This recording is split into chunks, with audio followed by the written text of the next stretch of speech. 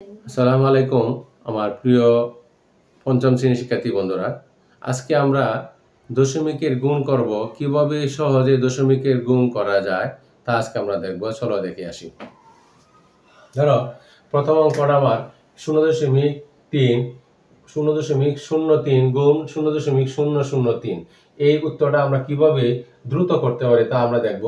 এই 3 এর সাথে এই 3 গুণ করলে 3 3 9, 9 এর সাথে 3 গুণ করলে 3 9 27। আমি প্রথমেই 27 লিখব। পরে দেখব কয় ঘর আছে, 1 2 3 4 5 6 ঘর আমার আছে। 6 ঘর পরে দশমিক, তাহলে 1 2 3 4 5 6 দশমিক 0। বাস হয়ে গেল। এখন আমরা দ্বিতীয় অঙ্কটা দেখব। চলো দেখি।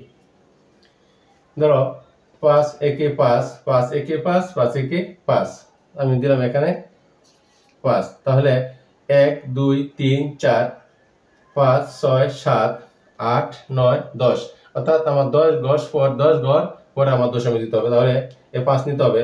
1 2 3 4 5 6 7 8 9 10 দশমিক 0।